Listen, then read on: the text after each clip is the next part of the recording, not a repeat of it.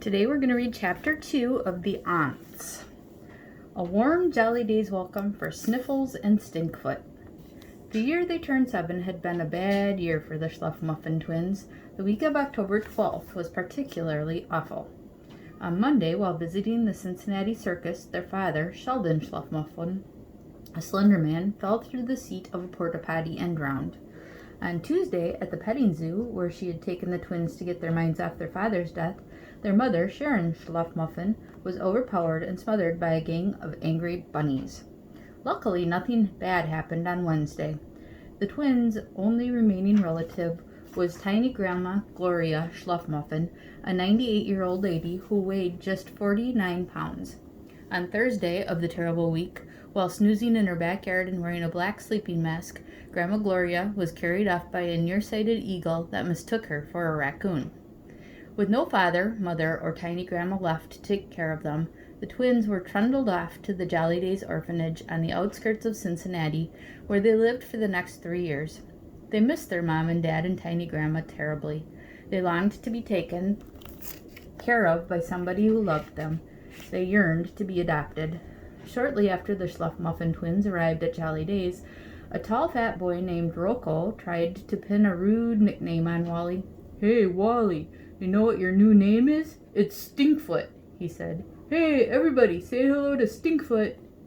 Several boys around them giggled, but Wally punched Rocco in the stomach and the name never stuck. The following week, Rocco tried it again, this time on Cheyenne. "Hey, Cheyenne, I'm thinking of calling you either Sneezy or Sniffles," he said, "depending on which one you hate more. Which one do you hate more?" Wally punched Rocco in the stomach again, and that pretty much ended the nickname experiment.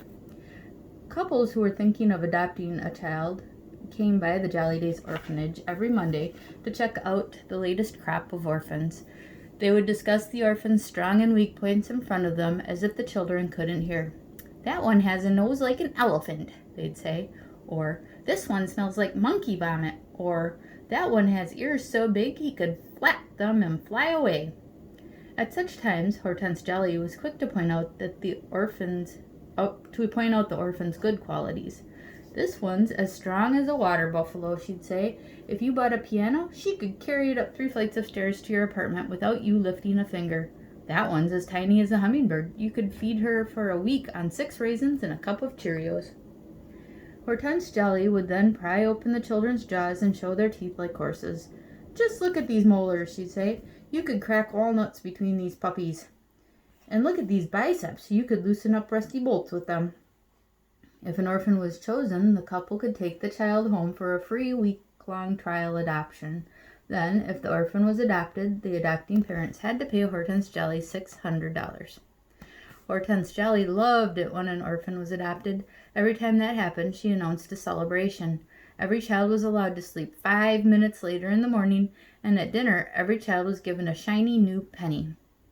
"We're all partners here at Jolly Days," Hortense Jelly would say on these occasions. "We're all members of the Jolly Days team. I give you these shiny new pennies because I want to share my profits with you every time one of our precious orphans finds a new home." "Some sharing," grumbled Wally. "She gets $600, we get a penny." "A penny here, a penny there. It all adds up," said Cheyenne.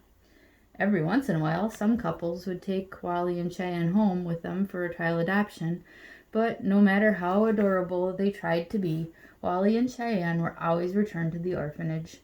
When Hortense Jelly asked why, the couples usually said, "Well, the girl is constantly sneezing and blowing her nose, and the boy's feet stink worse than barn animals." Cheyenne tried awfully hard not to sneeze or blow her nose, but it was no use. Wally washed his feet so often his skin peeled, but they still stank to high heaven. So Wally and Cheyenne resigned themselves to living at the orphanage until they grew old and had gray hair. Then, one Monday afternoon, 2 old ladies appeared at Jolly Days.